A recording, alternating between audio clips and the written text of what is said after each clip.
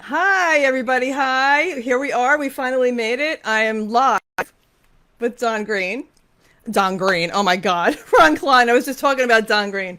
So I am live with Ron Klein, and we had technical problems with the video and the audio, so it's just me here today. But we do have him on video. I mean, on audio. Can you hear? Go ahead. Yep, here I am. Can everyone hear me? I want comments. Please comment back that you can hear him. All right, that you can hear Ron. And I want to introduce Ron's his bio because he's absolutely extraordinary, and I don't want to leave anything out. We were going to do this on StreamYard, but we had a problem with technology, and you know the way it is, you guys. Come on, it's it is what it is. So let me read his bio because I don't want to leave anything out. The man is extraordinary. So Ron Klein is an ordinary man who accomplishes extraordinary things. He is a problem solver. Every solution has resulted in monumental change, either in a new invention or a simple solution. His innovative ideas have changed the world. He is the inventor of the magnetic strip on the credit card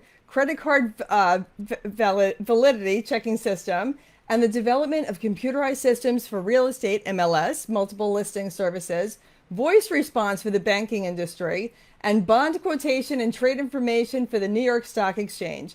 Oh my God, this man is amazing. So, Ron's latest patent is for a device that enables the visually impaired person the ability to identify an item when in physical range of that item. It utilizes a smartphone and special coded adhesive labels. They have enhanced ELI technology to provide unlimited marketing functions and benefits from all industries. Ron is a strategic advisor, consultant, mentor, problem solver, and speaker. Welcome to Life on Track. So excited Well, for you to thank be you. here, even if it's on the phone through audio. Thank you so much. What we're going to prove tonight is that failure is not an option because we started this about 45 minutes ago, and I happen to be blind myself. I'm blind within the last 2 years, but I haven't lost my vision. I still have vision, but I'm only blind. Figure that one out. Okay. And we've tried and tried and tried to um, have me on live with Facebook or whatever, however Yes, we we were going did. to do it. And guess what? It didn't work because I can't see what I'm doing and I'm not familiar with live streaming. So we said failure is not an option. We'll work out a different way. That's And here's proof. So I'm here, but you can't see me and I can't see you. But you know what? It works. And that's called we painted it the wrong color the first time, so we're painting it a different color. What do you think of that? I love that. I love that. And I want you to tell everybody, tell the listening audience how you got into doing what you're doing and why. I love that. Okay. First of all, my philosophy is everything has to be simplified. I'm a problem solver, but I don't call things problems. Things, there's no problems out there. There's only situations. Just like tonight, we had a situation. We looked at the situation and we've tried to figure it out, and it didn't go the way we wanted it to go. So we adopted a new method, and we've got this methodology. So what I'm saying is my philosophy is keep it very simple. And then if you're going to do something, enhance what already exists. Enhance a situation that's out there. And enhancing it, make sure that it provides a benefit. So that's the three things that are key in today's world. Simplify, enhance, and make sure it provides a benefit. And I say to do this, you've got to be smart, daring, and different. And when I say smart, I don't mean a PhD from Harvard. I mean learn something new every day. Listen, pay attention, and be aware. And that's being smart. And then be daring.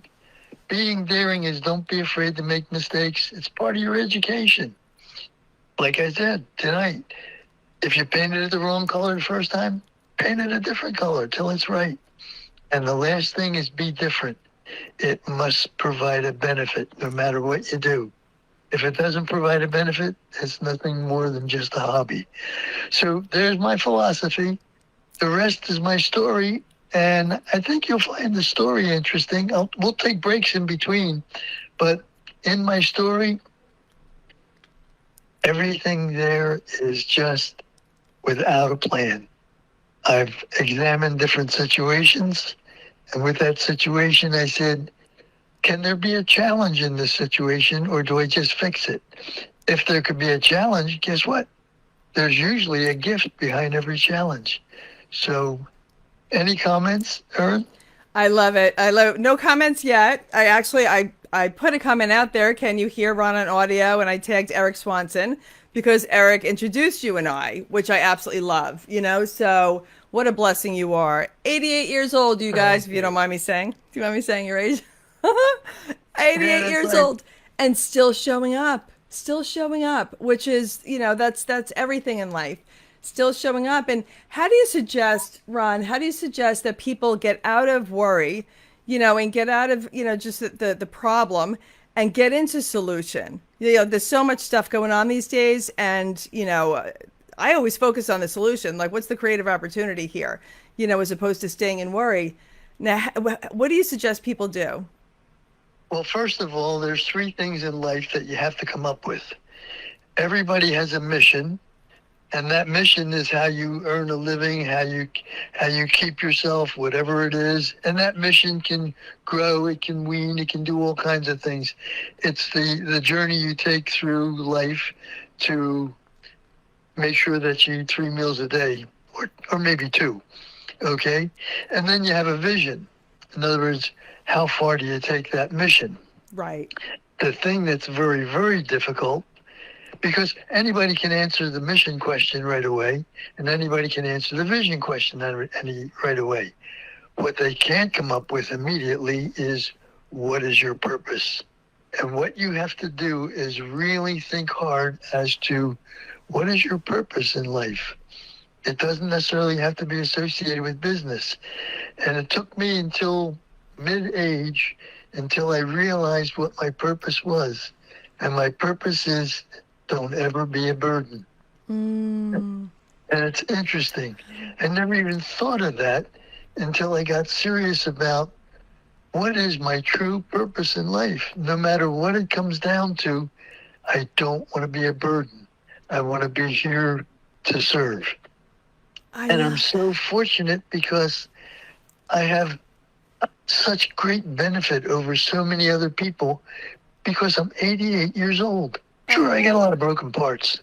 I go in for an oil change every 5,000 miles now instead of every 10,000 because I'm old. Okay, I'm an old guy. However, I was put here for a reason. Yeah. And what an opportunity I had of being born in 1935 and still being living now going into 2024. I've seen it all. Anybody who's not 88 yet, they're cheated. They Right. came in the middle. But you know what? I'm going to tell you all about how it works. So if you're ready, I'll start my story. And Eric, you don't have to listen to this. You've heard it 100 times already. But we can't hear it enough. And my grandmother used to always say, if you live long enough, you'll see everything. Which is so funny. So, yes, let's get into your story. You have a fabulous story. Go ahead. Well, thank you. And by the way, the reason I'm still 88 and working is because I'm not empty yet and I don't play bingo. If I played bingo, I wouldn't be working. So that's it. But back in the early 60s, when data communications was just coming into things, teleprinters and Twix and Telex and so on and so forth, a major department store came to me and said, we have a problem. Because I was known as the engineer. When I came out of the service, I was drafted during the Korean War. And when I came out after the Korean War was over and I came out of the service, I had the GI Bill. And fortunately, that's how I went to college, because I came from a working class family right out of the Depression. And they didn't have the money my parents didn't have the money to send me to college. So I really took advantage of being a college student when I came out of the service. And I was an engineering student and a math major. And because of that, I was known as the problem solver because I was the guy who was always the go-between between the client and the customer and the engineering department. Even though I knew technically how to solve the problem, I made sure there was communications between the client and the technical department so that they would communicate, because you don't want to have a battle of wits with an unarmed person. So you want to make sure there's a guy in between that puts it all together. Right. So being known as that, and I was pretty much was an on-hands technical engineer. A major department store came to me in the early 60s and said, Ron, we got a problem. People are making charge purchases, that's what they called them then, with their credit card. And the credit card had an embossed number on it and their name, and that was it.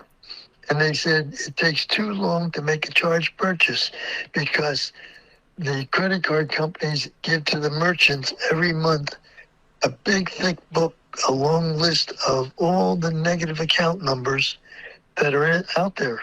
And the merchant has to go through that long list chronologically to see if your negative number's in there before you use that roll or squeegee, where he would put your plastic card in and a piece of 3M paper, write up the sale, and then squeegee it, and it would make the impression of your number and your name on there. And I said, okay, I understand that problem.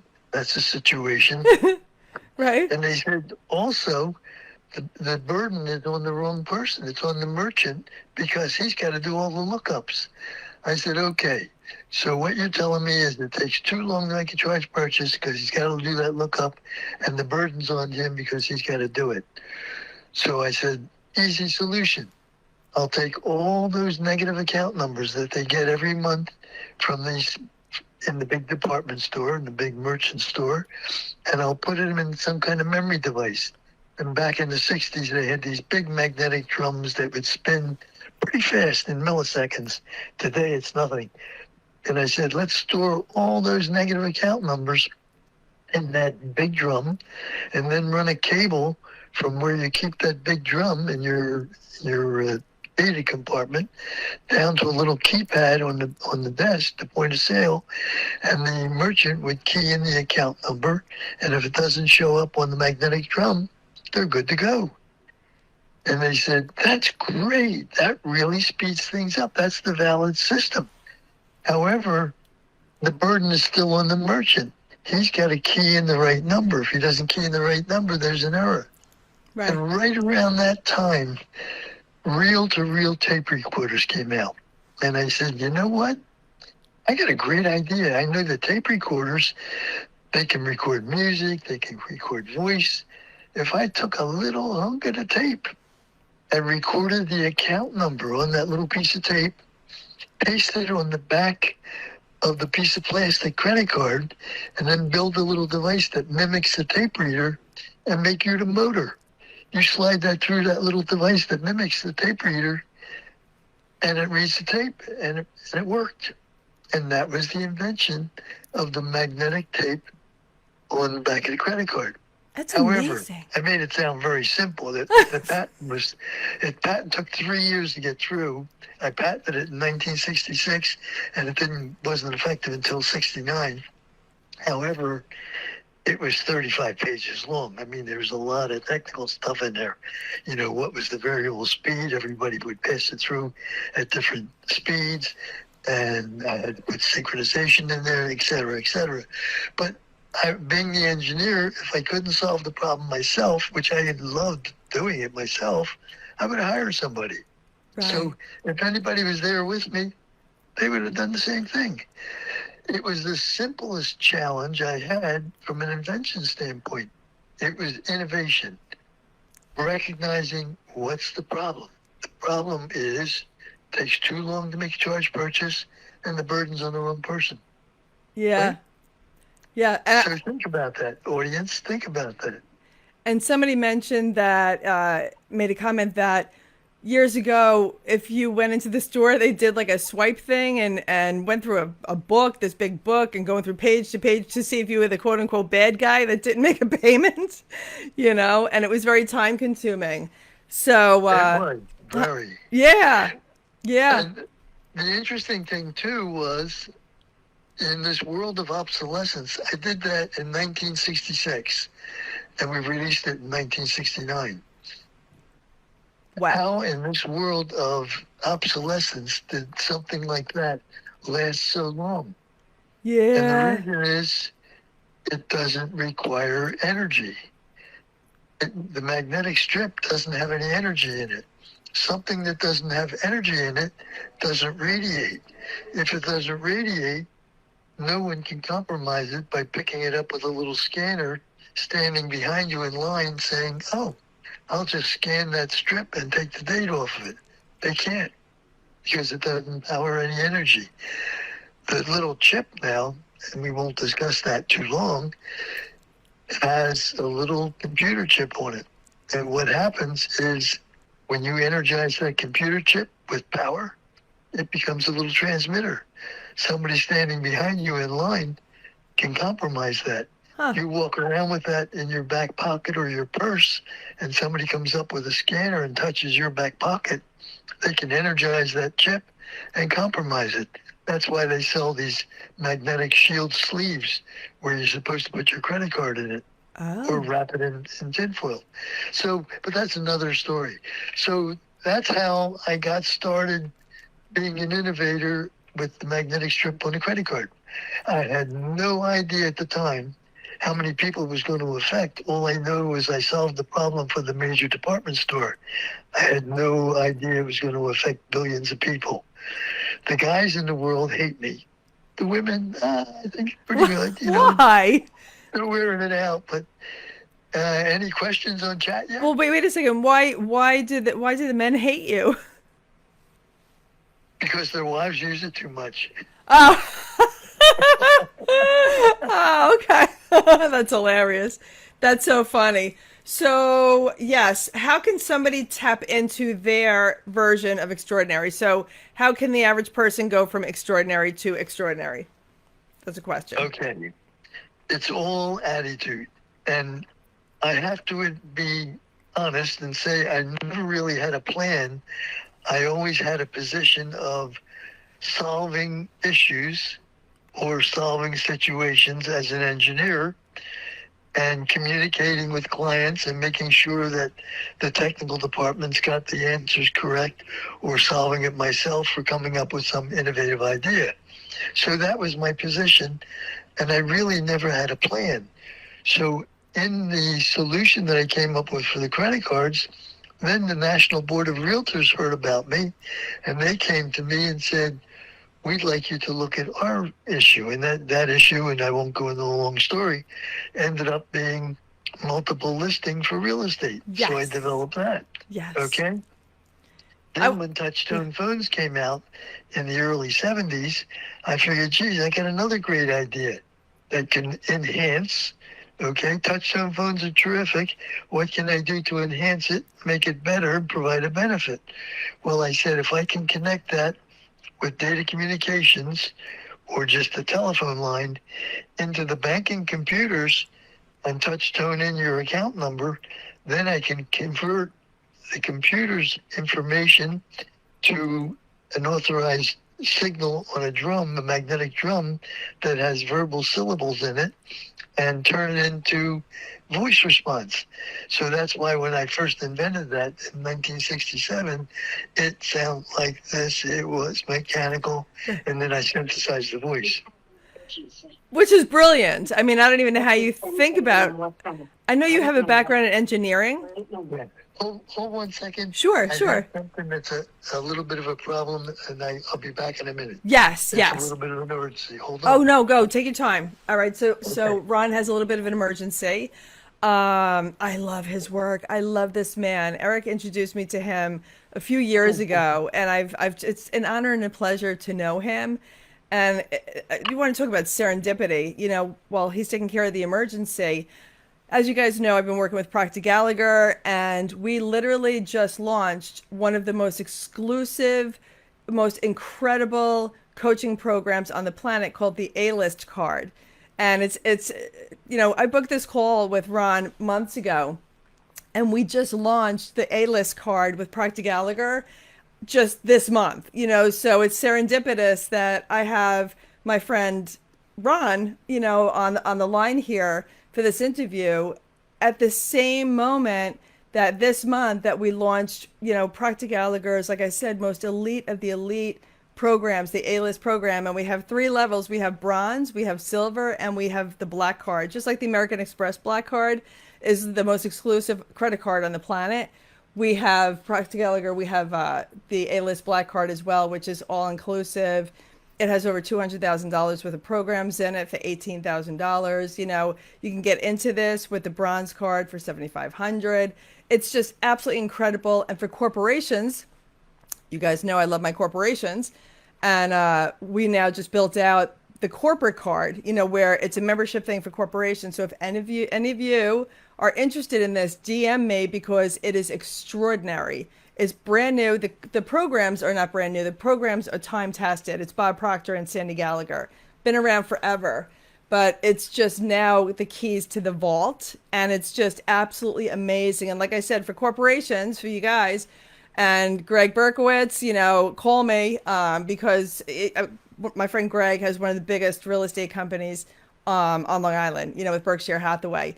And he has probably around 1,000 agents, I believe, Greg, with your company. So give me a call. All of my small businesses, friends, give me a call. And because it literally is, if you want to have the team building and, just your employees or your agents or whoever it is doing the personal development work, it literally increases the net bottom line, because it's helping people get focused and excited about work and, loving what they're doing and all that kind of stuff, because when you feel good about yourself, you feel good about showing up in life. And perception is everything. When you can shift your perception, and how you see things, like I said, showing up to work is very different. So again, just DM me here if you'd like to have that conversation. We're waiting for Ron to get back on. But how funny is that, you guys, that Proctor Gallagher, that we just launched, I'm a success advisor there, that we just launched the A-List card, and I'm interviewing Ron Klein, who invented the magnetic strip on the back of credit cards, and I really believe nothing is an accident. So if you guys have any questions or any comments, just put it in the chat. I'd love to answer any questions, as we're holding on. Okay. Vision. Yes, you know me. I'm all about vision and decision. So a question about having a vision for your life. This is the fourth quarter, you guys. Okay, we're in the fourth quarter. This is really how you should be thinking about. People talk about making resolutions for the new year. Don't do that.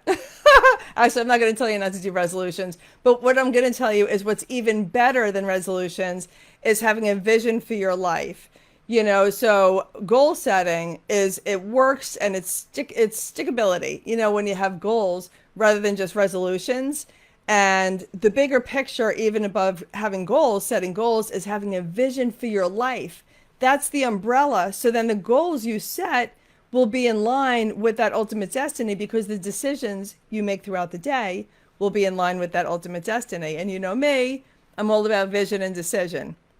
Have a crystal clear vision for your life so that every decision you make throughout the day is in line with that ultimate destiny.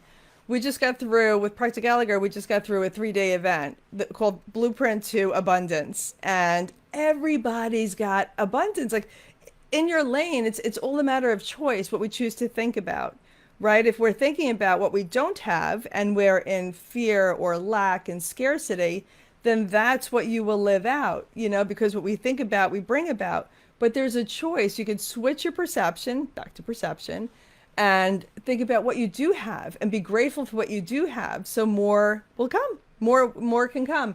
We're born into this world. Like Bob Proctor wrote a book, You Were Born Rich.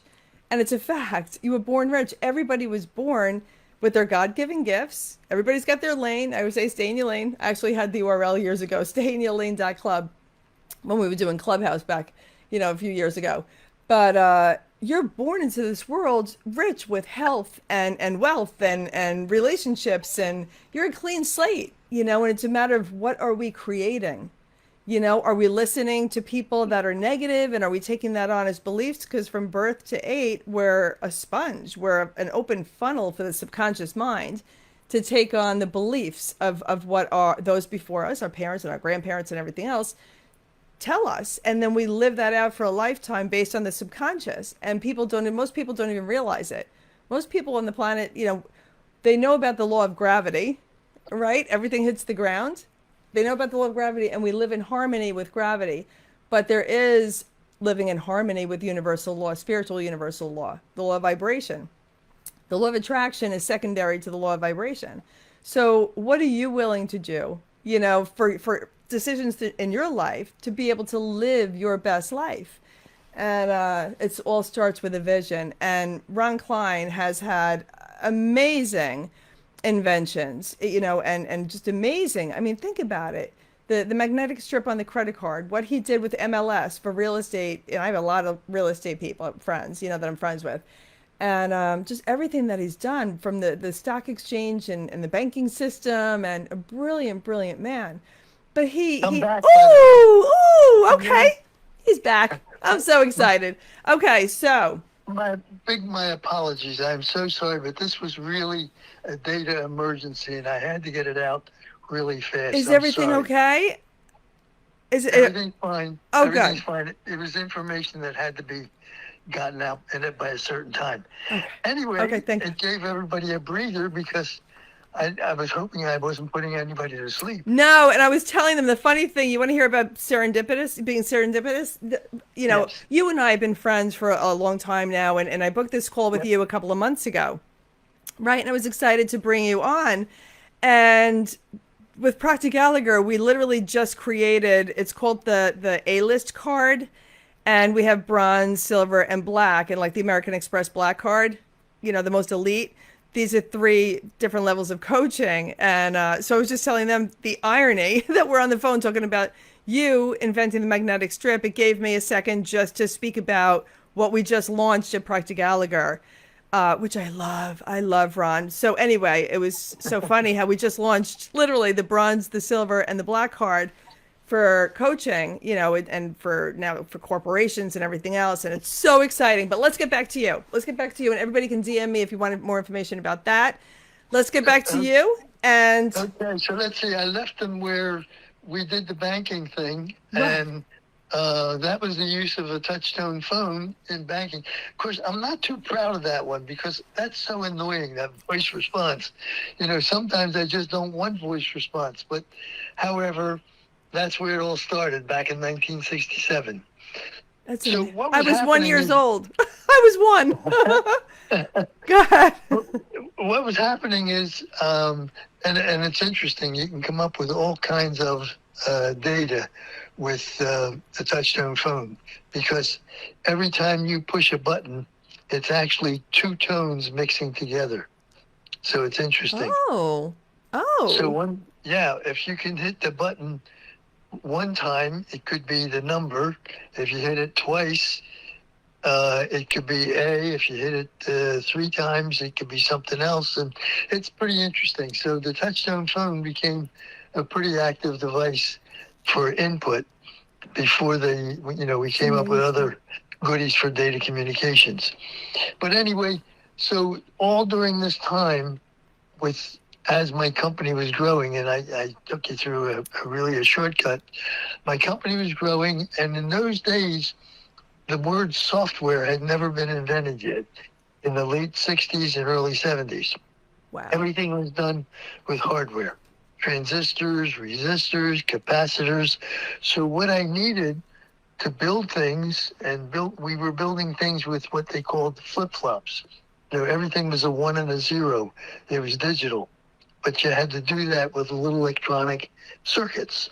So I needed draftsmen to put together circuit boards, and I needed engineers to lay out the circuit, and then the draftsman would package it on a circuit board so that things wouldn't cross, and then we would have that printed circuit card sent out for printing with traces. The actual traces would be printed on the cards, and the little holes would be drilled, and they would put in the components. So I needed manufacturing people to assemble the cards. So this simple little company, after a few years, grew into 125 employees because we were now building big systems, voice response systems, MLS systems. It's We were doing the amazing. credit card thing. So it was very involved. And you know what happens when you need a lot of people to get that stuff out? You need money. And my my education started now because I was a young guy. I was a young engineer, and I had to go to the financial world and say I need money, and they put together, with educating me and teaching me a lot about raising capital, they put together a confidential memorandum, and in 1968, I think it was, I raised $750,000 to be able to support my purchase orders that I got, so I can go out and buy inventory to assemble and build this stuff. And $750,000 then was like millions of dollars. Like a So I was billion. doing good. I mean, that was really, and I learned an awful lot about fundraising, and I became not only an engineer, but not a financial wizard, but I learned a lot about it. And the company continued to grow. As it grew, and we were really expanding tremendously, and my inventory requirements were greater, I needed more money. Went back to the bucket, and went back to the financial advisors, and they said, "Well, it's time to go public." And I said, "What do you mean public? There's little outhouses, or what does public mean?" I was young; I didn't know what it meant. Right. No, public means an IPO. We're going to Right. take you on the market. We're going to put together a securities exchange registration with a prospectus and the whole thing, and take you public. I said, "Great." And I said, "I know nothing about that." And they said, "Well, go educate yourself." So I went to the library and took out the 1934 Securities Act book. I read it from cover to cover, and I was then an expert with S1 and S2 security SEC registrations, and we had a very successful public offering, raised another couple $1 million, which at that time was equivalent to like 10 million, and we were well on our way. Oh my I God. had multiple buildings at the time, and we were building some big systems. And right around that time, my little company became very interesting to a large insurance company that said, "We're interested in taking advantage of the technology that you have because we have other needs, and we have other companies that we'd like to merge this into, and we're making an offer." And I was just about reaching a retirement age at that time. I was around 34 years old. And I figured, okay, time to listen, and maybe they'll buy me out. And they bought me out. They bought the company. And like I said, at age 34, I went down to the Jersey seashore, not far from where I lived, and bought a boat and went out fishing. And after about 3 weeks, I had it. I came from a working class family. I was used to working 18-hour days. And I said, I got to go back to work. This is driving me nuts. Right. I went back to these people and I said, take my options back, take everything, give me the little bit of money that I made in the cash transaction. Just set me free. I want to go back to work. And I started a company. I didn't even know what to call it. I called it General Associates. And all I knew was I didn't want 125 employees anymore. I wanted a couple people. I wanted to build a cash cow where I did something and it automatically came in every month and fed the family. I And love I this. had no idea as to what it was, but that was part of my plan that I didn't have. And what was I going to do? And I had a lot of knowledge in data communications and telecommunications. So I figured, you know what? I'll start selling other people's products until I can come up with a good idea. And I was out one day. This really changed my whole career. I was out one day calling on a major communication company, and I said, I'm going to sell them some communication equipment. And while I was sitting at the desk, and this guy was a buddy of mine, I knew him for a long time, I saw a bid sheet on his desk from Western Union. Right. And I figured, geez, that looks interesting. And I asked him, I said, what is this? He says, oh, well, we're in the telecommunication business. We send out all kinds of communications, and we've got plenty of inventory, but they put stuck teleprinters up for sale on a bid sheet every week, and we no longer need it. And he said, we have plenty of inventory. He says, you're welcome to it if you're interested. And I figured, that sounds good. Everybody knows what teletype machines are at the time. That was the email of the 60s and 70s. Right. And I said, great, Twix and Telex. And I figured, great, maybe I could get into the parts business. Rented a truck. I went out to Western Union, which was about 60 miles from my home at the time. And I took a look, and they were putting these machines up for sale on bids. And I was bidding on them, and I was winning some of these machines. And I would take them home. Most of them were pretty much refurbished, but they needed some cleaning up. Took them home, put them in my basement, dipped them in mineral spirits, cleaned them up. And that was around the time that PCs came out, and everybody needed a device to talk to their PCs. It was either a teletype or a Selectric typewriter. And I figured, hey, I could start selling these things to, people who are buying PCs and they want an interface to it. And I started advertising them, and this was the big change in my career. One day, a guy came to buy one of my teletypes that I was advertising, came into my garage, and while he was in my garage, he said, excuse me, can I use your men's room? And I said, we don't have a men's room. I said, this is my home. I said, we have a powder room, and you're welcome to that. Right. And he said, yeah, that's okay. Went in the powder room, came out. I finished the sale in the garage, and that was it. Wow. About 5 minutes later, my wife, Arlene, came running out, and she said, tell you what, you take your teletypes, your mineral spirits, your advertisement, and go find yourself an office somewhere. That guy had lousy aim. That was the end of my career of selling loose teletypes out of my garage. Yeah, that's disgusting. So God bless Arlene. She really made a decision for me. Yes, yeah. I don't blame her. Arlene and I just celebrated our 64th wedding anniversary. I don't know how she put up with all this junk all these years. It's so amazing. And right before we came on this live, which again, I've never done a live like this before, where it's just me on camera holding up the cell phone to my mic. And before this, you guys, Arlene was the three of us are on the phone trying to help him get on StreamYard so I can stream it, through StreamYard. And, she was your eyes, and she's trying to figure it out. And, but at some point we just figured, let's switch to this, but she was your eyes. You guys are so cool. You're so cute together. You really are. And we didn't give up. We just painted it a different color. That's right. Because winners never quit and quitters never win. So we just painted. That's right, because failure is not an option. That's right. And people are asking, how do you find the time to do everything that you do and that you've done and continue to do? Oh, there's 24 hours in the day. And don't let it interfere with your sleep. I know. So anyway, here's the best part of the story, because that's when my career really began.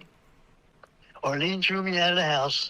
I opened up a little shop to work on the teletypes. And it's really strange.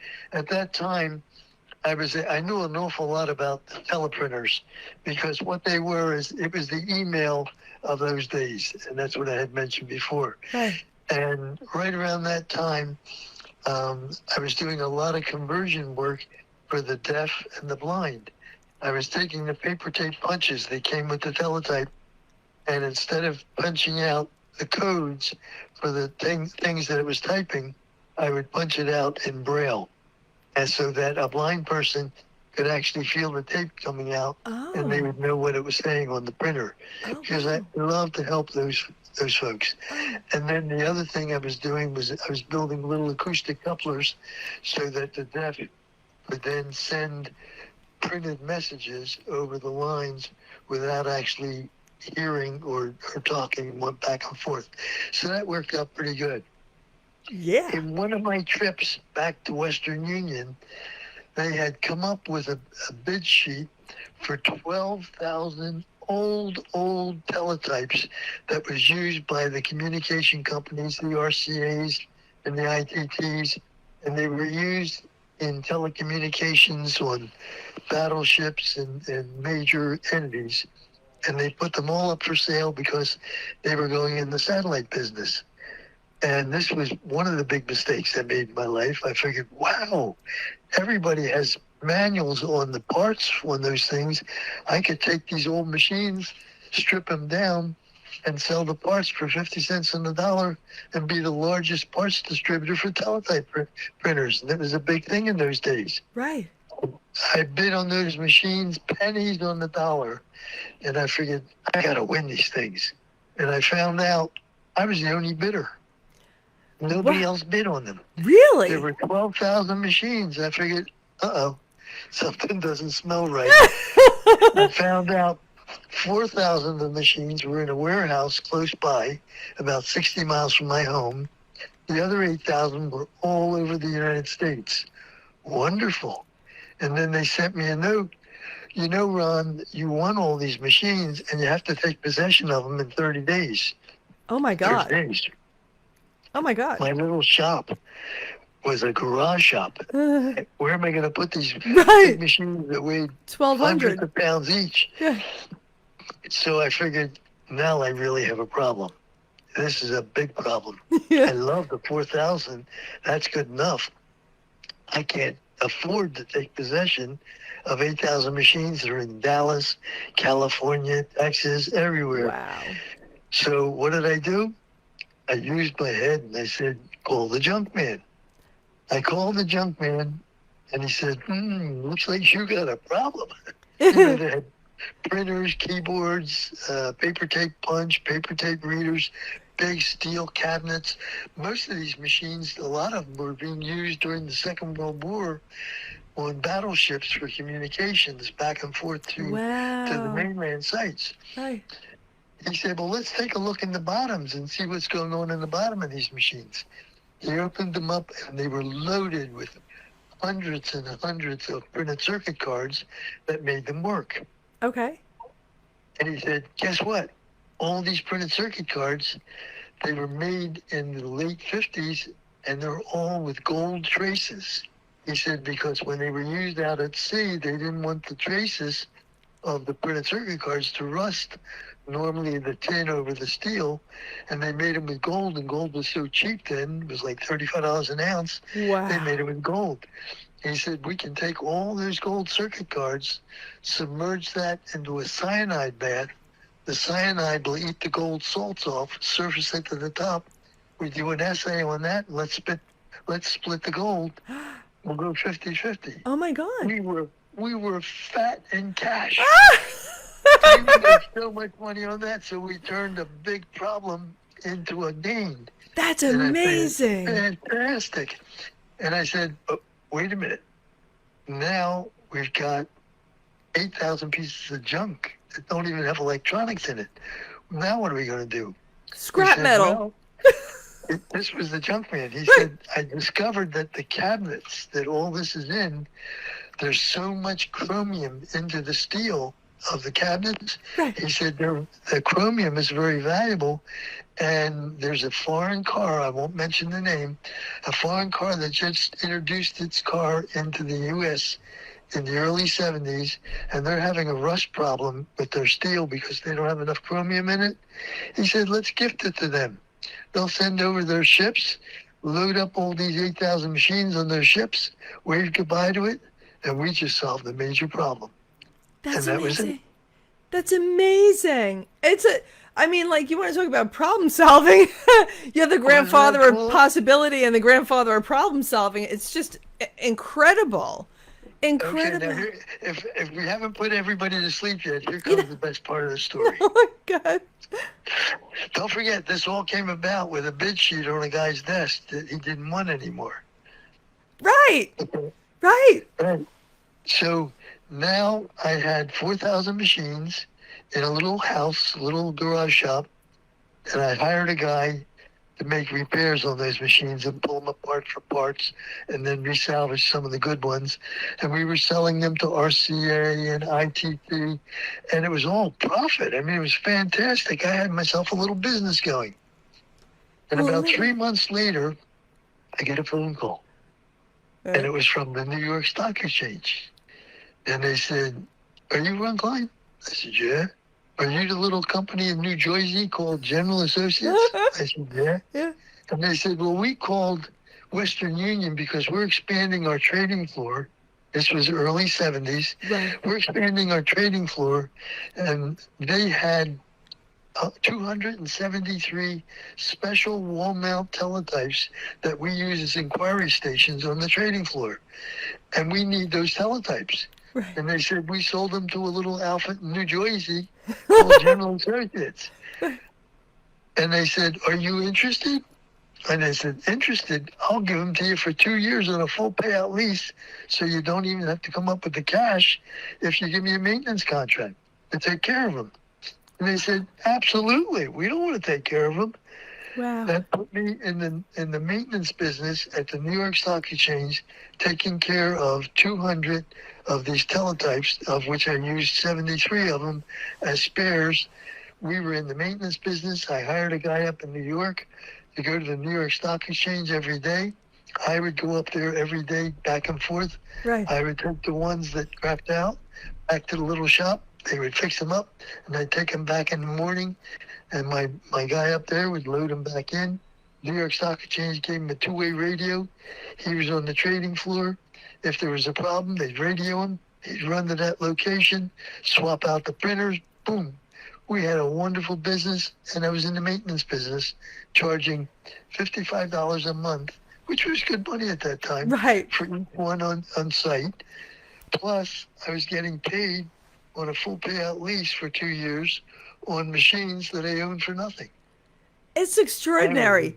You're extraordinary.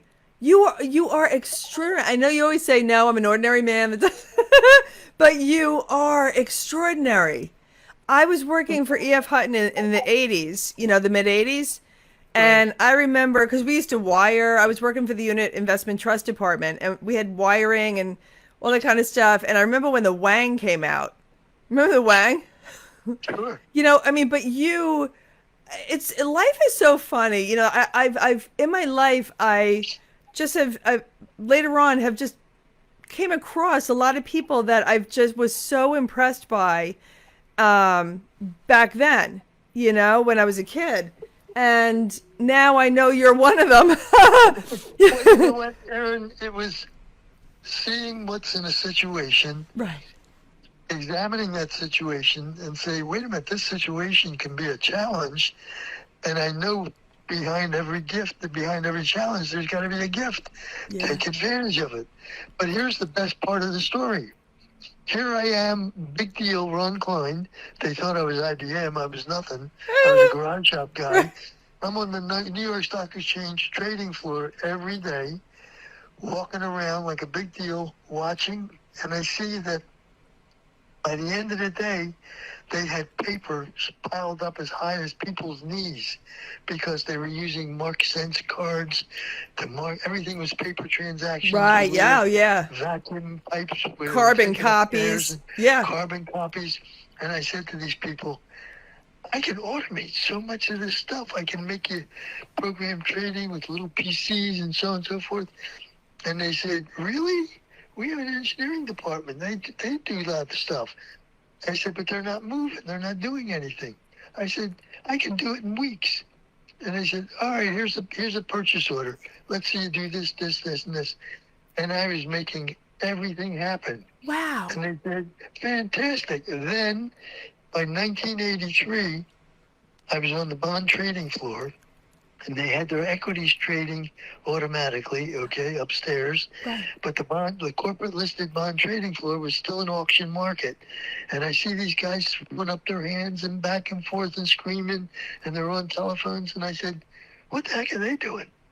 And they said, oh, Ron, it's an auction market. They bid, that's all the listed debt that we carry on the New York Stock Exchange, corporate listed bonds. And it's an auction market, and they're trading over the phone. I Right. said, I can automate that easy. I can give them a little box, run a lease line to their back upstairs office, and they can do it automatically, get quotes and trades right over a boob tube. And they said, nah, they're not going to do that. They've been doing it like this for 205 years. They won't do it. And I said, if I can build a box and demonstrate it here on the bond trading floor and show you that I can do it, will you give me an exclusive license to disseminate corporate listed bonds to Wall Street? And they said, sure, because it'll never happen. I entered into a contract with the New York Stock Exchange. They signed it. I started building a box. That's unbelievable. I built this little box. It was cheap. Programmed it to filter out only corporate bonds, fed it into a boob tube, demoed it on the trading floor, the bond floor. They weren't interested. Nobody could. They were so busy they couldn't care less. I figured, okay, let me start calling them on the phone and find out if I can come in as a trader and offer them this. If I wasn't buying or selling a bond in 5 seconds, they'd hang up on me. They Right. said, don't bother us, kid. Right. Okay. Finally, I said, I got to come up with a solution. I befriended the bond manager of the biggest bond house on Wall Street. I said, I'm going to run a private lease line from the New York Stock Exchange to your office, give you a little box, put it in your communication room, give you a video terminal that's going to give you the bids, the asks, the trades of the corporate law bond market. And I'm going to give it to you free for 30 days. Just use it. He said, sure, Ron, because I became friends with him. I installed it, put it in. After about 2 weeks, his phone rang off the hook. The bond traders on the floor said, Joe, what the heck are you doing? We can't top any bids. You're topping every bid. He says, oh, yeah, you need one of those little Ron Klein boxes. He said, I get everything automatically in milliseconds. And they said, what? What's a Ron Klein box? And I was telling them. My phone rang off the hook. Oh, I'm sure. In 90 days, there were 1,500 traders that wanted my Ron Klein box. Wait. Now, I figured, okay, let's start a club. I said, well, you have to join my bond club in order to trade on this. And they said, okay, what's that? I said, pay me $10,000 one time, each person, each 1,500 persons, pay me $10,000 and you're part of my bond club. They said, wow, that's pretty stiff, but we can make that in a couple months. And I said, okay, but there's one other thing. You got to buy my filter box and the video terminal. And they said, oh, no, in Wall Street, we don't buy anything, we only rent. I figured, the box and the boob tube cost me $150. And I said, okay, the rent's $300 a month. How's that? And they said, fantastic. It was in for a quarter of a century at $300 a month. I love it. I love And it. it was a cash cow. And then from that, I did the treasuries. I did the American Stock Exchange for currency. I did the repos. I did over-the-counter futures. And it was just an ongoing thing for 25 years. Incredible. Incredible. Let me ask you a quick question, because when I was working on Wall Street in the beginning for many years, it was like I would put through a trade. I would take. I got licensed with the Series 7 and 63, and I would take orders and I would give it to the trader. He would write it out, hand write it out, and submit it. Are you responsible for them going e-trading? Yes. Oh my God. Of course you are. Now, let me tell you why it happened. Okay. I read a bid sheet upside down on a guy's desk. Right? That was it. That's That, unbelievable. You saw a it need put and me you in the filled it. teletype business. And the teletype business got me to the New York Stock Exchange because it was a God wink. This is just amazing. Oh my Isn't that a God. cool story? It's so cool. Do you have a book? Yes. And what's it called? The Grandfather of Possibilities. Yes, I It's on know. Amazon. I know. And I'm going to put it in the notes. The grandfather of possibility. But you also, I can't, but it's already almost an hour. I can't even believe this. So you also invented, well, you have enhanced Eli technology. Well, this is for the thing about helping people, wait, The the blind, yeah. visual, What I right, came up with, right. a real quickie, Yeah. I came up with the ability of, and again, it's a good story, but I'll have to give it to you real quick in a bridge. Yeah. Because I have a blind friend and I've always helped the blind all along, and this was before I went blind myself, I asked the blind friend what's on his wish list, and he said, I would love to be able to identify all the things I come in contact with every day so I wouldn't have this problem. And I came up with a thing using QR codes where they were specially coded. Right. You can paste this QR code on any item, on your coat hangers, on your peanut butter, on your jelly, on your prescription jugs in the medicine chest. Point your phone at it. Your phone will tell you what it is in voice. It'll tell you, oh, this is my aspirins. This is my blood pressure medication, and so on and so forth. Oh, wow. And with that, I mean, it's a cool thing, and it's in existence, and it's great. Okay. And I figured, you know what? If it works for the blind, wouldn't that be a great thing to build for the sighted world? And it became Eli technology, where we're using it in so many different ways now, where you can scan one code and the code never changes, but everything behind the code, you can put all kinds of information. It's an online mobile market. Okay. It's amazing. And I'm using that also, what we're doing now, and it's going really big in the supermarkets and all the big Target stores and all the big markets, all the big box stores, where and the big I'm trying to think, Sprouts and Kroger's and the big food stores. Right. They put these smart shelf tags on their shelf right behind the product with the price, the sale price, and then the code, our code, and they can change that code constantly to upgrade it, promotion, tell you all about the product, and so on and so forth. And that's a quickie on the Eli. I mean, I could spend hours just talking about it, how it came about, but It's that's amazing. another thing that's going about. And So that's my story. I have a client who's blind, and I can't wait to tell her. Or she's legally blind, but she's dependent now, and I can't wait to tell her about this. You're just your story, your whole life story, personally and professionally, is you have a fabulous mind. The way your mind works, and how you're a visionary. You truly are a visionary, and like, you see things that most people don't see because you pay attention. And your engineering background, really, really, it's your gift. It's everything that you've done with your engineering is because it's your part of your God-given gifts. And Well, I'm logical, but you know what? I want everybody listening to remember this. Be smart, be daring, be different.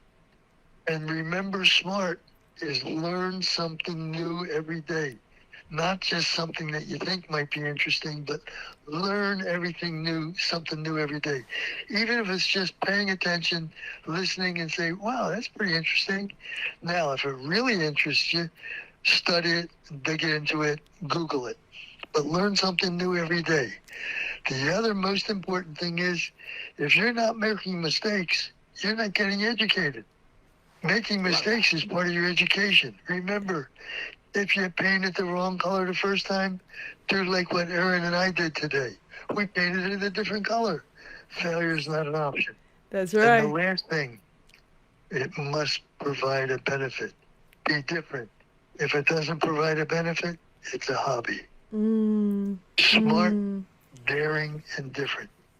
I love it. I, I love it. I think they've heard enough of me already. I love you. I love you so much. I love you so much. And it's all about Thank you, expansion, sweetie. expanding the world, making a difference, a positive, beautiful impact in the world, making the world a better place, a little easier, and and you embody all of that.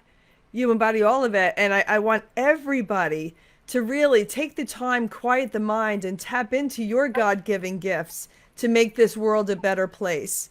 This our soul calls for expansion constantly. Go ahead, go ahead. And nobody's visually impaired.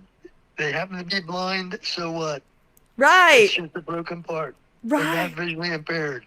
right, right. Even when I had the cancer diagnosis, which everybody knows about back in 1991, it didn't stop me from doing everything I wanted to do. Even when the doctors told me I was going to die, I was like, no, I'm not. But when you believe in yourself and I believe in God, so but when you have a strong faith, that you can get things done, and you find out what your purpose is, which is when that happens in life, it's so beautiful. It happened for me at 25. There you go. Oh my God, it's so beautiful. I need an off switch like regarding work. I never want to retire. I can't even imagine retiring because I love doing what I do. But I want everybody listening and watching to try to figure out what it is that you love to do. Tap into your Well, you know God-given what? gifts. You are so cool and so beautiful. In fact, Arlene said if I was a little younger, maybe she'd let me date you.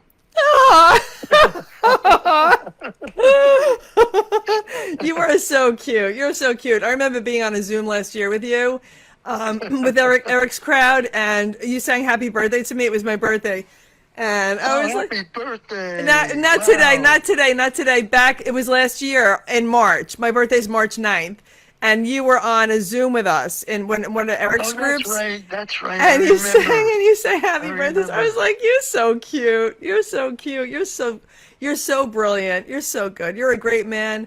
You're a great Thank you. example. And you Just a lead. regular guy. Just And another regular guy. That's all. he says that all the time. It cracks me up. Just a regular guy. You just transformed everything in the planet for the better in multiple ways, not just one, in Well, it tremendous happened ways. to, it happened to affect a lot of people. Right. Right. Right. No Well, big deal. how can people get in touch with you if they want to know more? If they would really, well, first of all, my website is Ron, the grandfather of possibilities.com. Right.